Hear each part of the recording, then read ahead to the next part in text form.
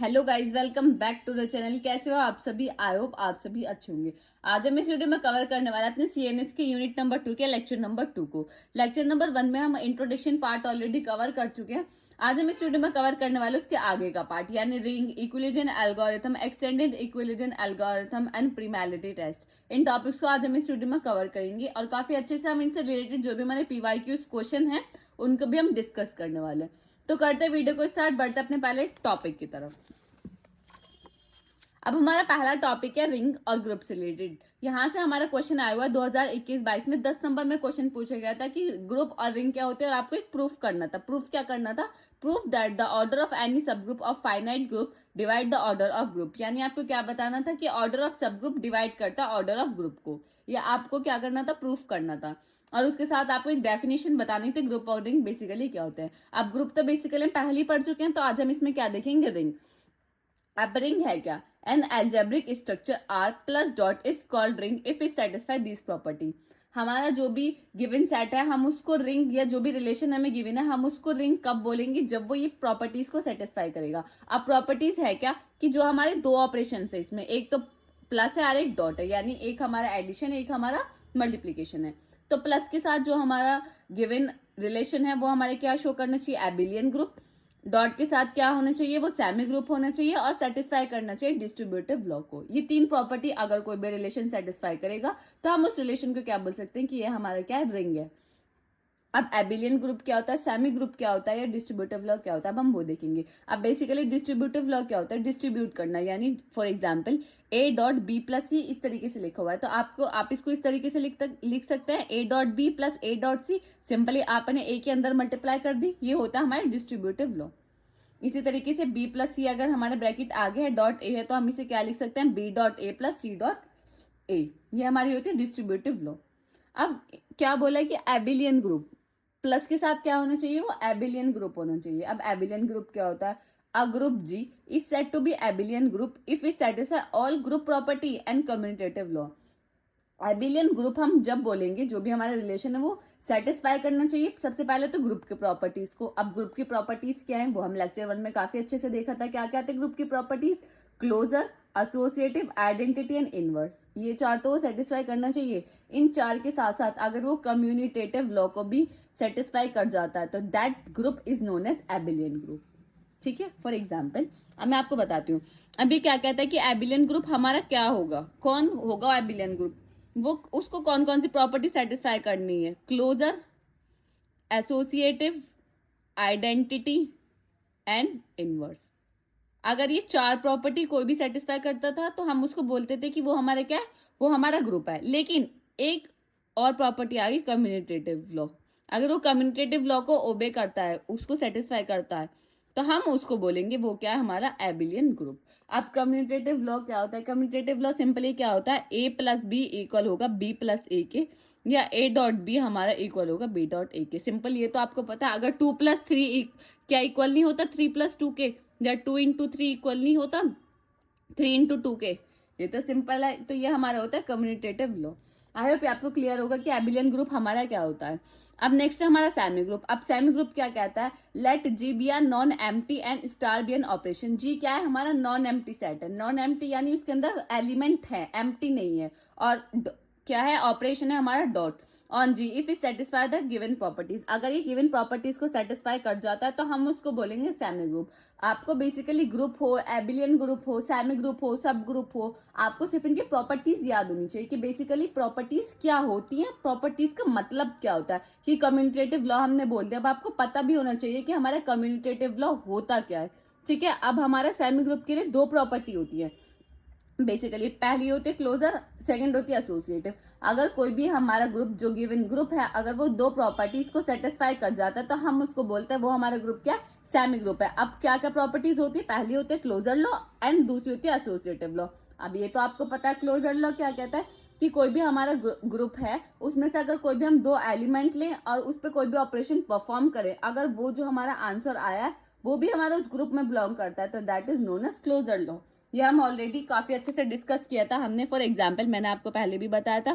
For example 1 2 3 4 5 6 7 8 ऐसे हमारे पास कुछ सेट ऑफ नंबर्स है। हमें क्या शो करना है कि इसे चेक करना है कि क्लोजर है नहीं है अंडर कोई भी ऑपरेशन के, कि फॉर एग्जांपल हमें प्लस ऑपरेशन के साथ इसे चेक करना है कि ये हमारा क्लोजर है नहीं है।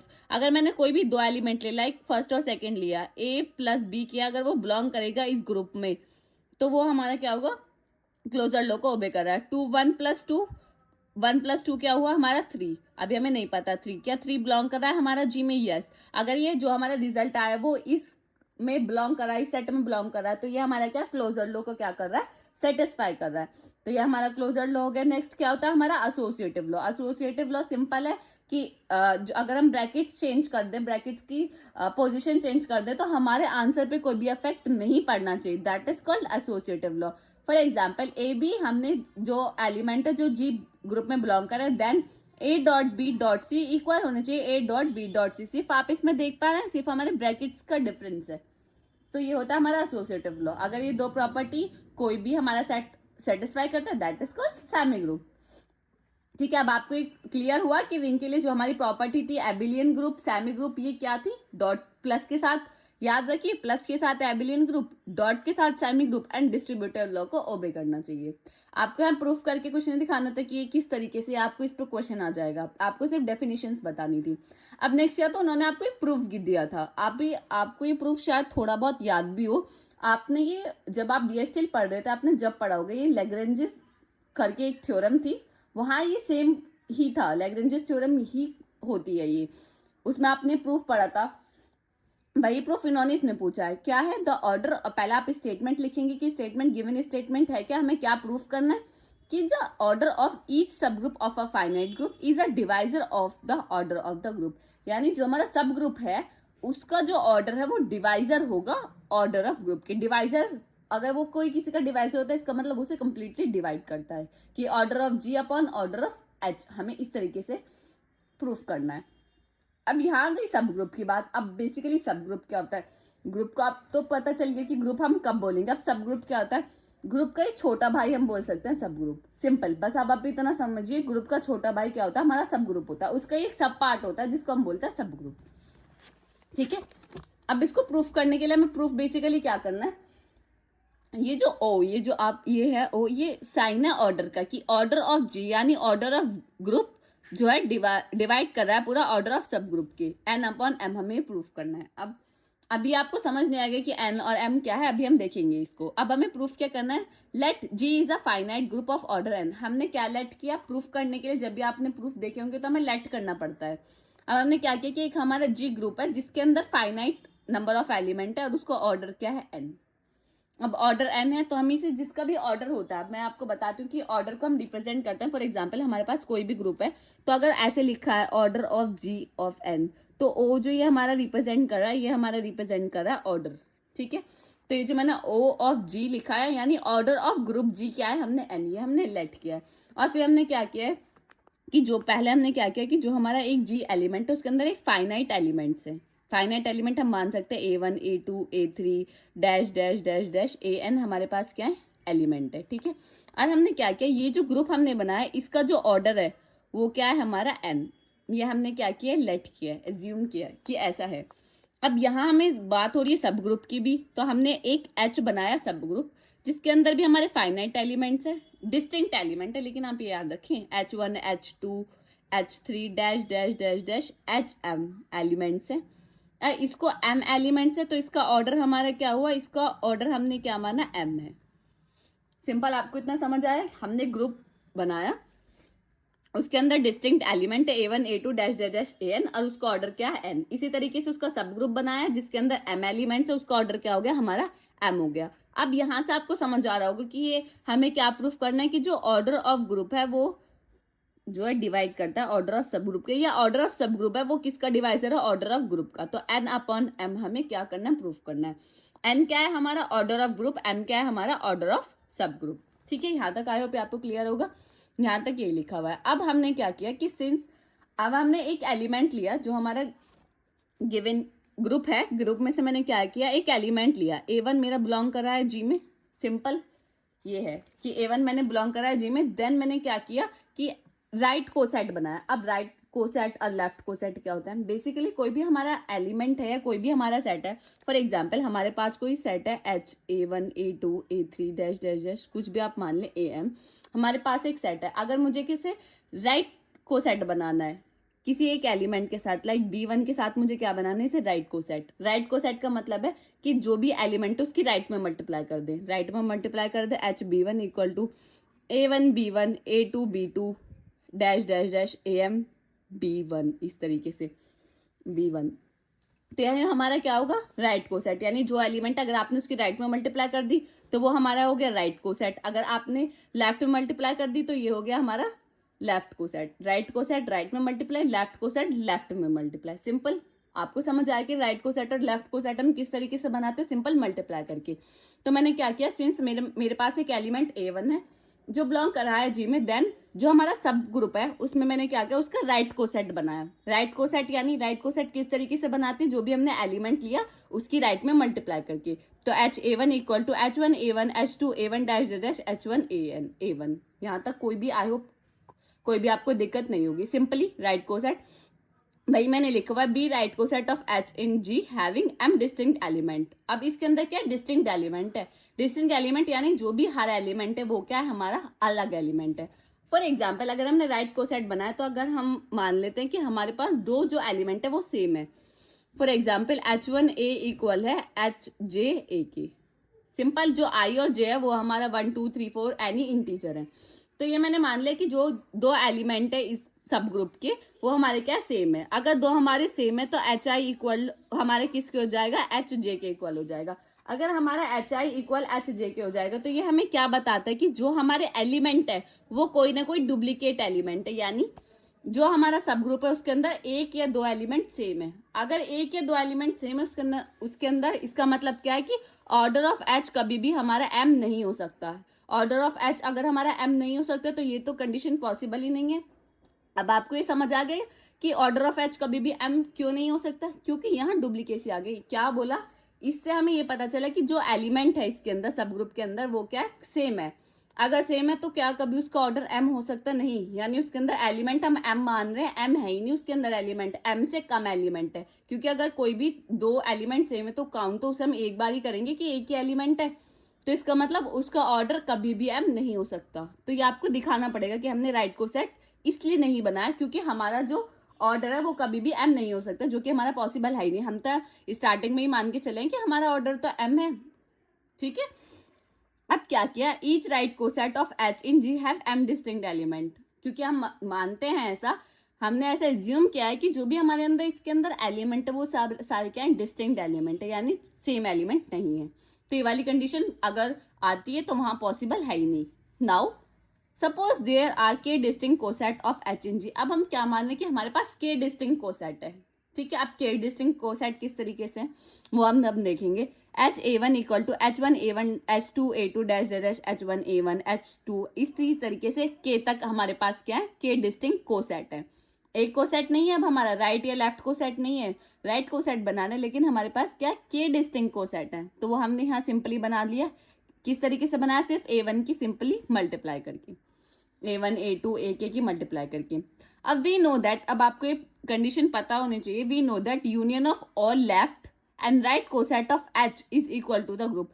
अगर आप लेफ्ट कोसेट या राइट कोसेट को क्या करते हैं, उसका यूनियन करते हैं तो वो हमेशा एक ग्रुप बनाता है, ठीक है। अगर आप किसी भी कोसेट का अगर आप वो करेंगे, यूनियन करेंगे तो वो हमेशा ग्रुप फॉर्म करेगा। यानी H1 A1 का यूनियन करेंगे H2 A2, यूनियन करेंगे H3 A3, यूनियन करते जाएंगे HA के, तो हमारे किसके इक्वल होगा, वो हमारा होगा एक ग्रुप के इक्वल, G के इक्वल। तो इसलिए मैंने इसका यूनियन क्या लिखा है, G लिखा है, equal to HA1 union, union का साइन ये होता है HA2 union dash dash union HA के। सिंपल, यहाँ फिर मैंने क्या किया, बोथ साइड ऑर्डर ले लिया। Order of G equal to order of HA1 plus order of HA2 dash dash order of HA के। सिंपल, अब ऑर्डर ऑफ G क्या माना था हमने, और ऑर्डर ऑफ G हमने लेट क्या किया था, N equal order of H, यानी सब ग्रुप का ऑर्डर क्या था, M। और ये कितने ऑर्डर हैं, K, यानी K टाइम्स है ना ये ऑर्डर, तो M इंटू K। तो यहाँ से हमें क्या मिला, K की वैल्यू N अपॉन M, यहाँ से K की वैल्यू क्या आई, N अपॉन M। अब हमें प्रूफ यही तो करना था कि जो हमारा सब ग्रुप है का जो ऑर्डर है वो डिवाइजर है ऑर्डर ऑफ ग्रुप के। तो ये हमने क्या कर दिया, प्रूफ कर दिया। तो ये प्रूफ इस तरीके से, आई होप आपको क्लियर होगा कि ये प्रूफ हमें किस तरीके से करना है। अब हमारा नेक्स्ट टॉपिक क्या है, इक्विलिडियन एल्गोरिथम। इसमें हमारी दो होती है, एक बेसिक्स होती है, एक हमारी एक्सटेंडेड होती है। सबसे पहले हम बेसिक्स पढ़ेंगे कि इक्विलिडियन एल्गोरिथम हमारी क्या होती है। The Euclidean algorithm is a way to find the GCD यानी greatest common divisor of two positive number. यानी आपके कोई सी भी दो पॉजिटिव नंबर के बीच में अगर आपको GCD फाइंड करना हो तो उसके लिए आप किसका यूज करेंगे, इक्विलिडियन एल्गोरिथम का। अब आप सोचेंगे कि GCD तो हम नॉर्मली फैक्टराइजेशन से फाइंड कर लेते हैं, लेकिन अगर कोई बड़ा नंबर आ गया, फॉर एग्जाम्पल आपके पास काफी लाइक 1 4 6 2 1 का आपको निकालना है GCD किसी 2 6 1 4 2 6 इतने बड़े नंबर के साथ, क्या आप इसका फैक्टराइजेशन मेथड यूज करेंगे, फैक्टरी करते रह जाएंगे, फिर तो आप फैक्टरी तो करते रह जाएंगे। कितना अगर एक बड़ा नंबर आ जाएगा तो आप तो उसके फैक्टरी करते रह जाएंगे, फिर आप उसमें कॉमा देखेंगे, फिर आप उसके मल्टीप्लाई करेंगे, तो आप तो GCD में पूरा ही पेपर आपका फिनिश हो जाएगा, लेकिन आपका GCD जब भी नहीं निकलेगा। तो उस प्रॉब्लम को रिजॉल्व करने के लिए कि लार्ज नंबर का अगर हमें GCD निकालना है तो वहां हमारी यूज होती है इक्विलिडियन एल्गोरिथम। अब वो किस तरीके से यूज होते हैं, नेक्स्ट पॉइंट में यही लिखा हुआ है, GCD of two number is the greatest number that divide both of them. हमारा GCD बेसिकली क्या होता है, दो नंबर का GCD वो नंबर होता है जो दोनों नंबर को हमारा डिवाइड कर दे, लेकिन वो लार्जेस्ट नंबर होना चाहिए कि उन दोनों नंबर को सबसे लार्जेस्ट नंबर कौन डिवाइड कर सकता है, तो that is called GCD। For example जैसे 36 है, हम बेसिकली क्या करते हैं, फैक्टराइजेशन का यूज करके 36 का क्या कर देंगे, फैक्टर कर देंगे, 2 इंटू 3 इंटू 3 इस तरीके से, इसी तरीके से 60 का कर दिया। फिर हम क्या करते थे, फिर हम इसमें कॉमन देखते थे कि इसमें भी 2 कॉमन है, इसमें भी 2 कॉमन है, इसमें भी 3 कॉमन है, तो 2 इंटू 3 करेंगे तो 12 हमारा क्या आएगा, GCD आएगा। तो 12 हमारा ऐसा नंबर है जो हमारे 36 को भी डिवाइड कर देगा और 60 को भी डिवाइड कर देगा। तो ये इस तरीके से हम निकालते थे, लेकिन अभी आप देखोगे 36 और 60 में भी हमें फैक्टराइजेशन, कॉमन, फिर मल्टीप्लाई, लेकिन अगर कोई लार्जेस्ट नंबर आ जाएगा तो वहां हम कैसे करेंगे, वहां हमें बहुत ज्यादा डिफिकल्टी होती है, तो वहां हम इक्विलिडियन एल्गोरिथम का यूज करते हैं। अब ये मैंने आपको बताया, ये दो होती है, एक बेसिक्स होती है, एक एक्सटेंडेड होती है। सबसे पहले हम बेसिक्स का रूल पढ़ेंगे कि बेसिक्स इक्विलिडियन एल्गोरिथम किस तरीके से वर्क करती है। फर्स्ट पॉइंट क्या है, if we subtract a small number from the largest number GCD does not change. इसमें क्या लिखा हुआ है कि अगर हम एक स्मॉल नंबर में से यानी लार्ज नंबर में से स्मॉल नंबर को अगर हम सब्ट्रैक्ट कर देंगे तो हमारा जो ग्रेटेस्ट कॉमन डिवाइजर है वो हमारा कभी भी चेंज नहीं होता। So if we keeping subtracting repeatedly the largest of two we end up, यानी हम सब्ट्रैक्ट करते रहेंगे, सब्ट्रैक्ट रिपीटेडली ये प्रोसेस हम करते रहेंगे जब तक वो हमारा एंड नहीं होता। इसी तरीके से हम लाइक एक प्रोसीजर करते हैं। लेकिन नाउ इंस्टेड ऑफ सब्ट्रैक्टिंग, लेकिन अब हम सब्ट्रैक्ट नहीं करेंगे, अब हम ऐसे नहीं करेंगे कि लार्ज नंबर में से स्मॉल नंबर को सब्ट्रैक्ट कर रहे हैं, फिर हम देख रहे हैं कि हमारा GCD चेंज नहीं हो रहा, फिर रिपीटेडली वो प्रोसेस कर रहे हैं। अब हम ये प्रोसेस नहीं करेंगे, अब हम क्या करेंगे, if we divide the large number the algorithm stop when we find the remainder is 0। अब हम किसका यूज करेंगे, इक्विलिडियन एल्गोरिथम का यूज करेंगे, और इक्विलिडियन एल्गोरिथम ये कहती है कि हम सब्ट्रैक्टिंग नहीं करेंगे, हम क्या करेंगे, डिवाइड करेंगे। हम एक जो हमारा नंबर है, एक नंबर को दूसरे नंबर से डिवाइड करेंगे, तब तक डिवाइड करते रहेंगे जब तक उसका रिमाइंडर 0 नहीं आता। आई होप आपको क्लियर होगा। इसका स्टेटमेंट क्या है, ये एल्गोरिथम ये कहते हैं कि हम एक नंबर को दूसरे नंबर से डिवाइड करते रहेंगे जब तक हमारा रिमाइंडर 0 नहीं आता। फॉर एग्जाम्पल हमारे पास GCD, हमें A और B का हमें GCD निकालना है। A और B हमारा कोई भी नंबर हो सकता है, तो हम बेसिक इक्विलिडियन एल्गोरिथम का अगर हम यूज करेंगे तो किस तरीके से निकालेंगे, GCD B, A mod B, यानी B A mod B, इस तरीके से निकालते रहेंगे, और जब तक हमारी B यानी जो B की वैल्यू 0 जब तक नहीं होती, जब तक वो हम प्रोसीजर रिपीटेडली हम करते रहेंगे। जैसे ही हमारी 0 हो जाएगी तो उस टाइम हमें क्या मिल जाएगा, अपना दोनों नंबर के बीच का जो GCD है वो हमें फाइंड हो जाएगा। अब ये आपको थोड़ा क्लियर नहीं हुआ होगा तो हम एक एग्जाम्पल के थ्रू समझेंगे कि ये हम किस तरीके से इसको इम्प्लीमेंट करते हैं। फॉर एग्जाम्पल हमारे पास दो नंबर है 11 एंड 7, हमें क्या निकालना है, इन दोनों के बीच का GCD निकालना है। अब 11 और 7 आप देख रहे हो, 11 और 7 दोनों प्राइम नंबर है, तो आप ज्यादा देखोगे कि यहाँ हम किस नंबर से डील करेंगे, हमेशा प्राइम नंबर के साथ डील करेंगे। तो आपको इनका क्या निकालना है, GCD निकालना है। अब GCD निकालने के लिए पहला स्टेप क्या है, B, A mod B, यानी B A ये है हमारा 11, B क्या है हमारा 7 है, तो सिंपली B आपको ऐसे रखना है। नेक्स्ट में क्या आएगा हमारा A mod B, तो ऐसे मैंने किया है 7, 11 mod 7। अब 11 mod 7 करेंगे तो वो आपका क्या आएगा 4। फिर नेक्स्ट स्टेप में आप क्या करेंगे, जब तक आपका ये वैल्यू 0 नहीं होती आप रिपीटेडली करेंगे।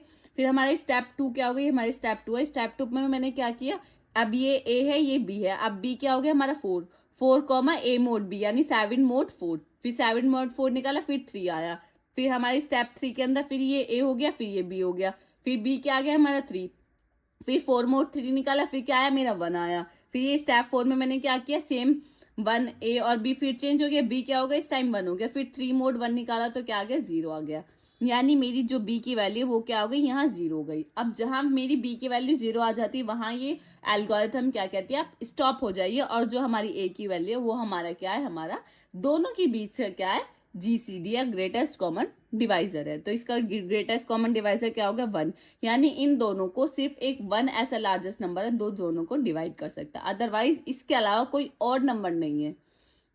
तो आई होप आपको क्लियर हो गई, ये इस तरीके से एल्गोरिथम वर्क करती है। ये हमारी क्या थी बेसिक्स। अब हम एक्सटेंडेड भी देखेंगे, ठीक है। अब इससे पहले एक्सटेंडेड से पढ़ने से पहले हम थोड़ी जो हमारी कुछ टर्मिनोलॉजीज हम क्लियर करते हैं कि क्या क्या होती हैं। अब जैसे हमारे पास 11,7 था, 11 और 7 हमारा था, तो हम ये क्या होता है हमारा ए और बी, ये हमें पता चल गया। अब ए और बी हमारे क्या होते हैं, दोनों इनपुट होते हैं जो हमें क्वेश्चन में गिवन होते हैं, तो उनको ये हम R1 और R2 भी बोलते हैं। एक्सटेंडेड इक्विलिडियन एल्गोरिथम में हम इन्हें क्या बोलते हैं R1 एंड R2। क्यू क्या होता है, क्यू आपको सिंपली पता होता है क्वोशेंट होता है, लाइक आप ए नंबर को बी से डिवाइड करेंगे, जो आपका आंसर आता है वो आपका क्वोशेंट होता है। फॉर एग्जांपल आप यहाँ देख सकते हैं, अगर आप 23 को डिवाइड करेंगे 3723 से, तो जो आपका ये नंबर आता है इसको हम बोलते हैं क्वोशेंट। रिमाइंडर क्या होता है, रिमाइंडर जो बचता है, लाइक आपने डिवाइड कर दिया,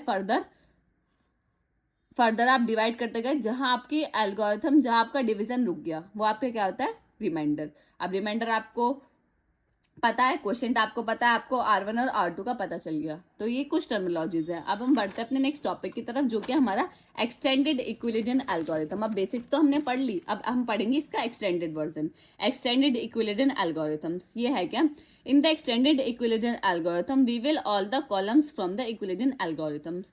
जो हमारी इक्विलिडियन एल्गोरिथम्स थी हम उसका भी इसमें यूज करेंगे, लाइक उसको भी हम समझेंगे। अगर आपको वो नहीं आती तो आप एक्सटेंडेड सीधा नहीं पढ़ सकते। हम इसमें क्या करते हैं, कुछ कॉलम्स का यूज करते हैं, लाइक जब हम क्वेश्चन को सॉल्व करेंगे तो कॉलम लाइक मैट्रिक्स फॉर्म में करेंगे। इसका कहने का मतलब ये है।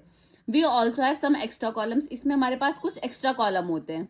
वहां हमने देखा किस तरीके से प्रोसीजर करते हैं, लेकिन यहाँ हमारे कुछ टर्म्स अलग अलग होते हैं, like S1 S2 S3 T1 T2 T3। ये हमारी टर्म्स होती है जो हम एक्सटेंडेड इक्विलिडियन एल्गोरिथम्स में यूज करते हैं। अब ये हैं क्या या ये क्यों हैं, S1 S2 S3 T1 T2 T3 है, ऐसी टर्म्स है जो इनिशियली इनकी वैल्यू हमारी फिक्स्ड होती है। ये आपको इनकी वैल्यू खुद से कुछ नहीं करनी, इनिशियली इनकी वैल्यू फिक्स्ड होती है। लाइक S1 की वैल्यू क्या होगी 1 होगी हमेशा, S2 की वैल्यू क्या होगी 0 होगी, S3 को हम S3 भी बोलते हैं, कभी कभी S भी बोलते हैं। तो हम इसकी वैल्यू को कैसे फाइंड करते हैं, S1 minus Q of S2। अब Q आपको पता है, Q क्या है, क्वोशेंट है। T1 की वैल्यू इनिशियली क्या होती है 0, T2 की क्या होती है 1 होती है, एंड T3 को हम T भी बोलते हैं, जिसकी वैल्यू हम निकालेंगे T1 minus Q of T2।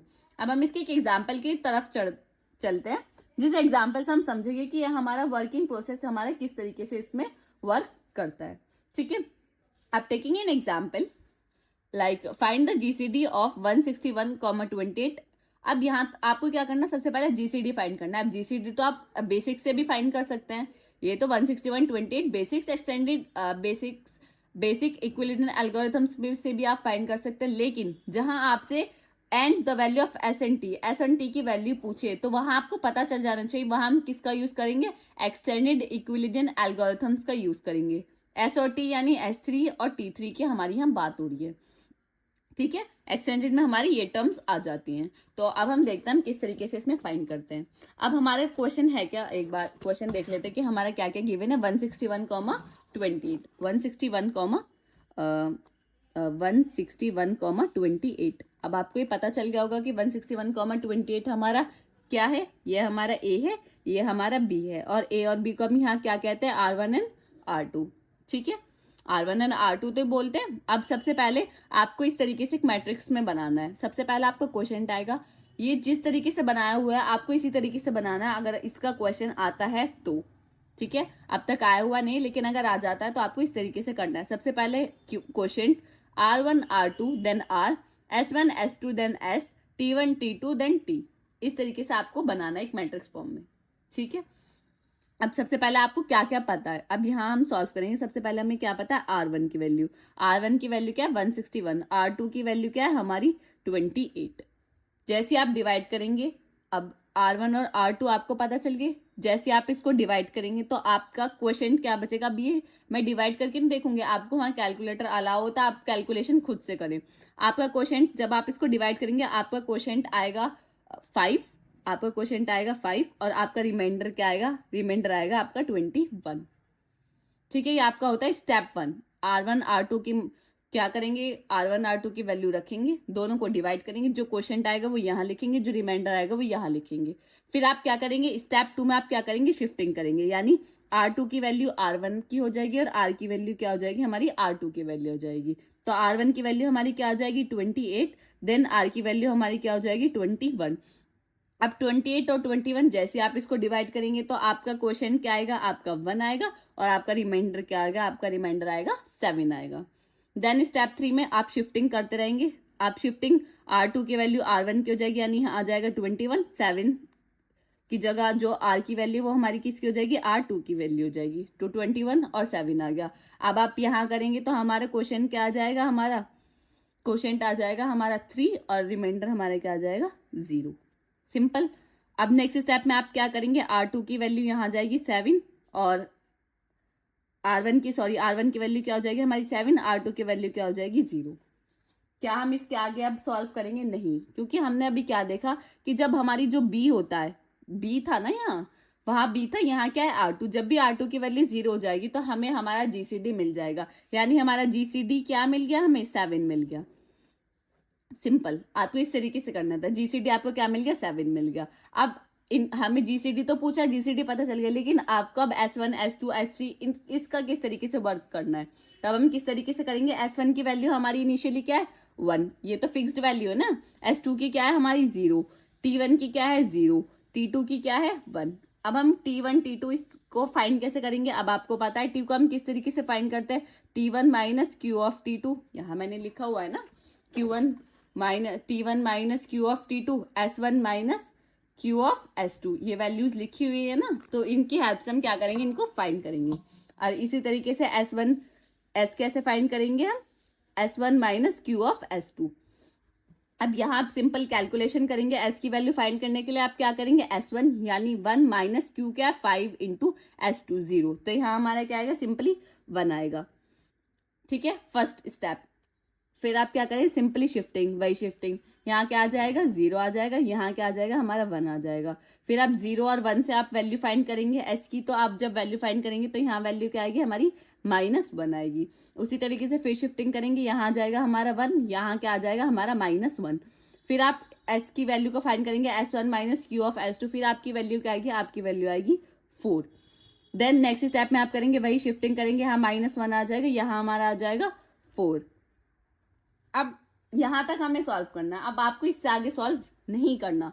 अब आपको इससे आगे सॉल्व क्यों नहीं करना, क्योंकि हमारा GCD आपको यहां से पता चलेगा कि हमारा जब B की वैल्यू 0 हो गई तो हमें GCD मिल गया, यानी इससे आगे हमारा प्रोसीजर नहीं बढ़ सकता, हमें यहीं तक ही फाइंड करना है। ठीक है, हमें यहीं तक ही फाइंड करना है। जब आपको जहां तक आप GCD पहुंचेगा, GCD के जितने स्टेप होंगे उतने ही स्टेप हमारी S को फाइंड करने के होंगे, उतने ही स्टेप हमारी T को फाइंड करने के होंगे। तो हमें इसलिए पहले हमने ये सॉल्व किया कि ताकि हमें पता चल गया कि हमें कितने स्टेप तक इसको सॉल्व करना है। इसी तरीके से हम T की वैल्यू को फाइंड करेंगे। T की वैल्यू क्या है T1 minus Q of T2, T1 की वैल्यू क्या है 0, 0 माइनस Q की वैल्यू क्या है 5 इंटू T2 की वैल्यू क्या है 1, तो यहाँ से क्या आएगा हमारा -5। सिंपल। अब आप इसको भी इसी तरीके से शिफ्ट करेंगे, यहाँ आ जाएगा हमें 1, यहाँ क्या आ जाएगा -5। फिर आप इसको सॉल्व करेंगे, फिर 6 की जो हमारी T की वैल्यू क्या आएगी 6 आएगी। फिर यहाँ आप शिफ्टिंग करेंगे, यहाँ क्या आएगा -5, यहाँ क्या आ जाएगा हमारा 6 आ जाएगा। फिर आप T1 minus Q of T2 करेंगे तो यहाँ वैल्यू क्या आएगी -23। फिर इसके बाद आप शिफ्टिंग करेंगे तो यहाँ आएगा 6, यहाँ आएगा हमारा -23। ठीक है, अब आपको पता चल गया कि इतने स्टेप तक हमने क्यों सॉल्व किया और हमें किस तरीके से सॉल्व करना है। अब बात आई यहाँ S और T की वैल्यू। S और T की वैल्यू क्या होती है, जो हमारी S1 की लास्ट में वैल्यू होगी वो हमारी वैल्यू होती है हमारी S की, यानी हमारी S की वैल्यू क्या आई हमारी -1 आई। और जो हमारी लास्ट में T1 की वैल्यू होती है वो हमारी होती है T की वैल्यू, T की वैल्यू क्या आई हमारी 6 आई। ठीक है, जीसीडी हमारा 7 आ गया, एस की वैल्यू -1 आई और 6 टी की वैल्यू क्या आई मेरी 6 आई। आई होप आपको क्लियर होगा कि ये किस तरीके से हम सॉल्व करते हैं। अब ऐसा हो सकता है कि कभी कभी हमारी शिफ्टिंग में मिस्टेक हो गई हो, तो आप इसको क्रॉस चेक भी कर सकते हैं। क्रॉस चेक आप किस तरीके से कर सकते हैं, हमारा एक फॉर्मूला होता है S into A plus T into B equal to GCD of A और बी।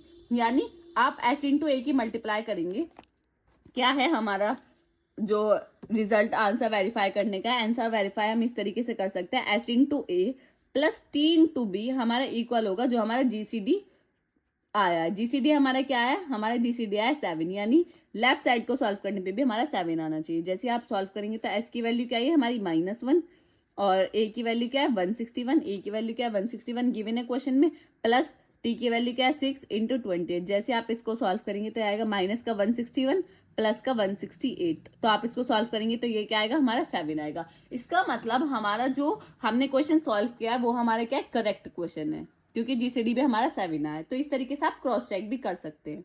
वही इसमें लिखा है now remember that we are calculating the value of S and T. हमें याद रखना चाहिए कि हमें किसकी वैल्यू फाइंड करनी है, एस एंड टी की वैल्यू फाइंड करनी है and GCD of A and B, और इसको आप वेरीफाई कर सकते हैं इस इक्वेशन से। आई होप आपको क्लियर होगा कि किस तरीके से हमने किस प्रोसीजर में इसको सॉल्व करना है।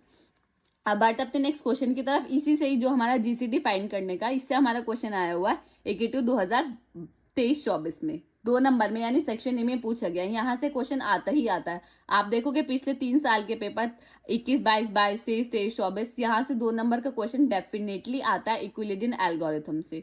जैसे कि आपसे पूछा गया इक्विलिडियन एल्गोरिथम आपको सॉल्व करना है 2 नंबर का। देखो आपको गिवन है कितने बड़े बड़े नंबर गिवन है, अगर आप इनका फैक्टर करने बैठोगे ना तो पूरा पेपर खत्म हो जाएगा, लेकिन इनके फैक्टराइजेशन नहीं होंगे।